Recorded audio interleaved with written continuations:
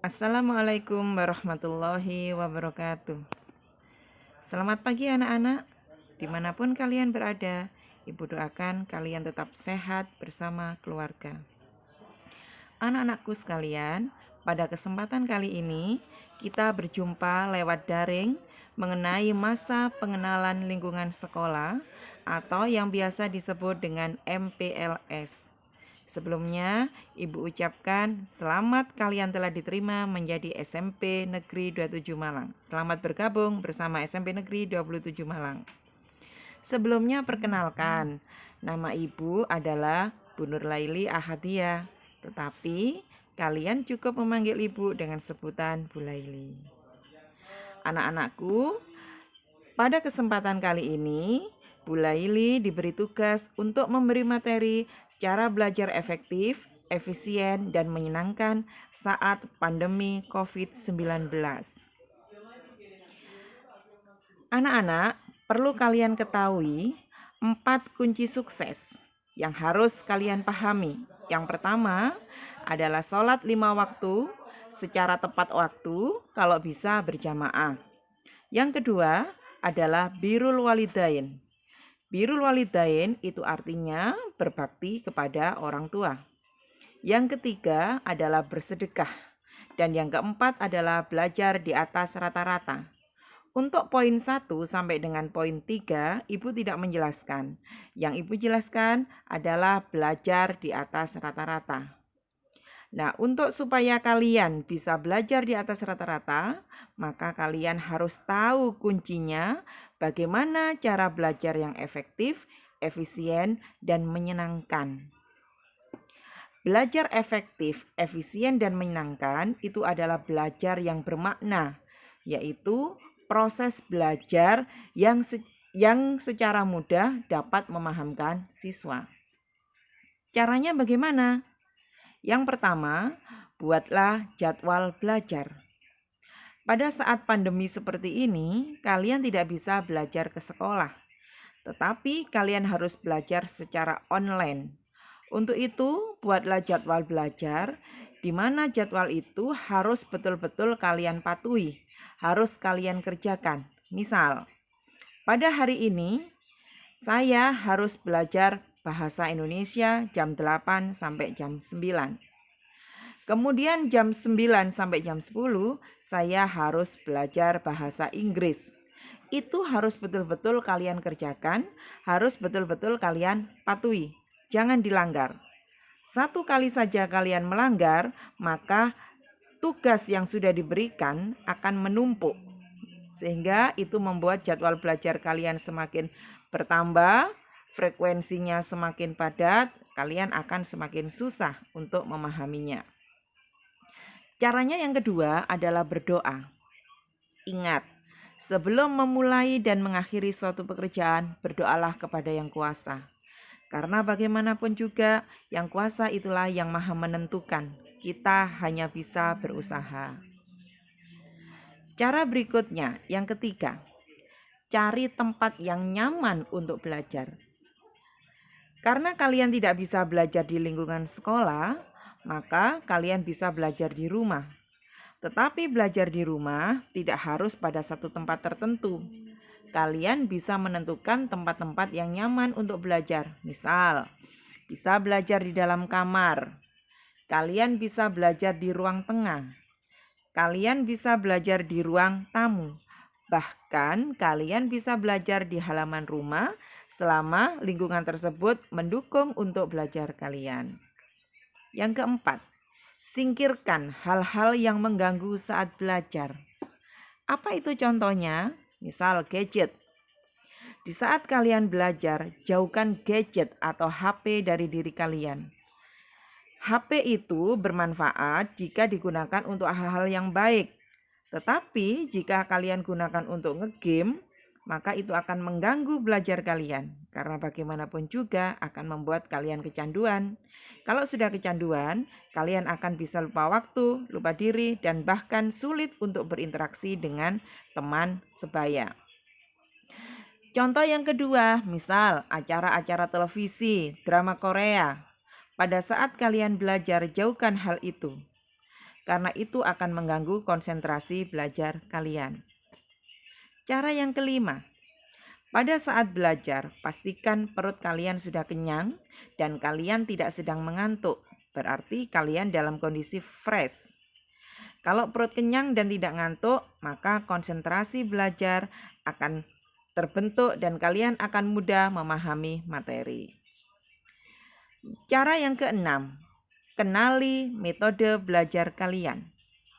Metode belajar itu ada 3. Yang pertama visual, yang kedua auditori, dan yang ketiga adalah kinestetik. Kalian harus tahu ciri-cirinya. Ciri-ciri visual. Biasanya anak-anak yang visual itu lebih mudah mengingat dari yang dilihat daripada yang didengar. Anak-anak tipe visual itu lebih suka membaca daripada dibacakan. Anak tipe visual itu berbicara dengan tempo yang agak cepat. Anak tipe visual cukup peduli dengan penampilan dan pakaian. Anak tipe visual lebih menyukai melakukan demonstrasi daripada pidato.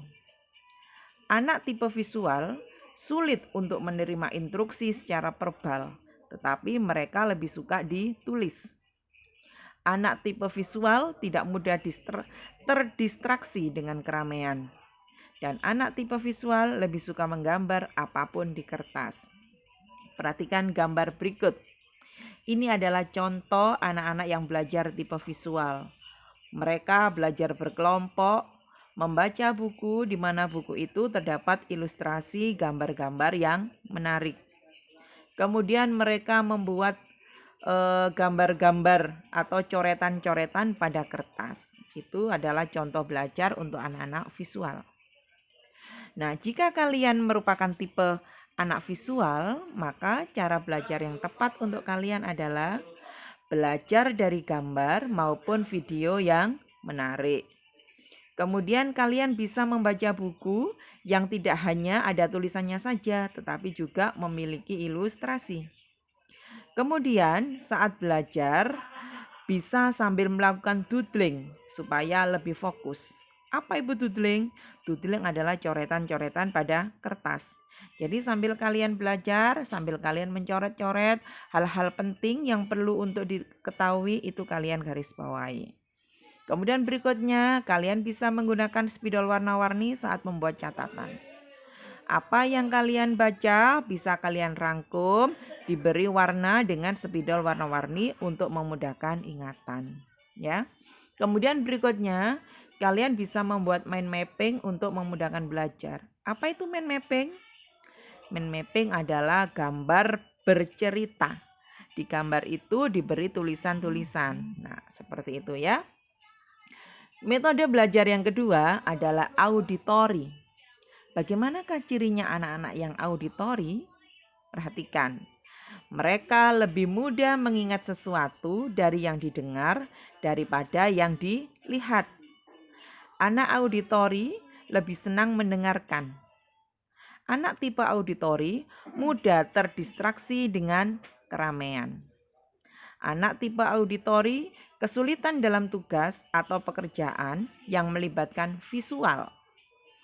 Anak auditori itu pandai menirukan nada ataupun irama suara. Anak auditori senang membaca dengan mengeluarkan suara atau menggerakkan bibir mereka. Anak auditori biasanya merupakan pembicara yang fasih. Anak auditori mudah dalam mengingat nama saat berkenalan dengan orang baru. Perhatikan gambar yang Bu Laili berikan. Ini adalah gaya belajar untuk anak-anak tipe auditori. Mereka belajar dengan menghafal sambil mendengarkan musik, ya. Kemudian, jika kalian itu termasuk golongan anak-anak tipe auditori, bagaimanakah cara belajar kalian yang tepat? Contohnya, dengarkan musik yang kalian sukai. Kedua, kalian bisa merekam saat guru mengajar, kemudian hari didengarkan kembali. Atau apabila membaca buku, bisa sambil diucapkan dengan suara pelan untuk lebih mudah mengingat. Atau kalian bisa mendengarkan materi yang diajarkan guru saat di kelas dengan seksama. Kalian juga bisa belajar dengan diskusi bersama teman supaya lebih mudah memahami maupun mengingat materi. Oke, sekarang kita lanjut ke tipe yang ketiga, yaitu metode belajar kinestetik. Bagaimanakah ciri-ciri anak yang kinestetik? Ternyata, satu, mereka menyenangi belajar dengan metode praktek. Ya, anak kinestetik kadang kesulitan dalam menulis, tetapi mereka pandai dalam bercerita. Anak kinestetik menyukai aktivitas yang melibatkan gerakan tubuh seperti olahraga atau menari. Anak kinestetik saat berkomunikasi banyak menggunakan isyarat tubuh. Dan anak kinestetik biasanya menghafal sesuatu dengan cara berjalan ataupun melihat. Perhatikan gambar berikut. Ini adalah gaya-gaya belajar untuk anak-anak kinestetik. Misal, mereka berhitung dengan menggunakan jari. Itu ciri anak kinestetik. Mereka suka praktek, misal main gamelan, main angklung, ataupun olahraga dan sebagainya.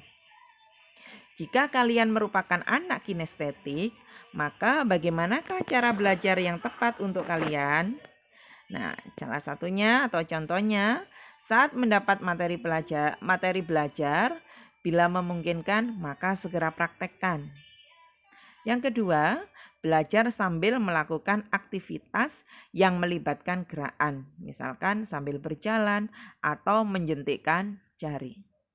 Kalian bisa melakukan eksperimen dari materi yang sudah diberikan oleh guru. Kalian bisa mengunjungi tempat yang berhubungan dengan materi pelajaran. Misal, kalau kalian belajar sejarah, maka kunjungilah museum. Berikutnya, untuk anak-anak tipe kinestetik ini, mereka biasanya suka ekskul KIR atau karya ilmiah remaja. Demikian anak-anakku yang bisa Bu Laili jelaskan atau Bu Laili berikan pada materi MPLS kali ini. Semoga apa yang sudah Bu Laili terangkan kalian bisa paham. Nah, untuk memudahkan pemahaman kalian, maka materi yang ada di PPT itu kalian tulis ulang pada buku yang sudah kalian punya, pada buku catatan ya. Kemudian Bu Laili memberikan tugas, kalian buat jadwal belajar dalam bentuk tabel mulai hari Senin sampai dengan hari Jumat. Jadwal belajar itu nanti kalian kirim melalui Google Form yang akan Bu Laili share berikut ya.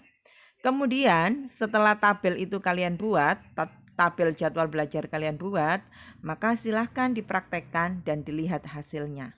Demikian, terima kasih. Salam sehat selalu.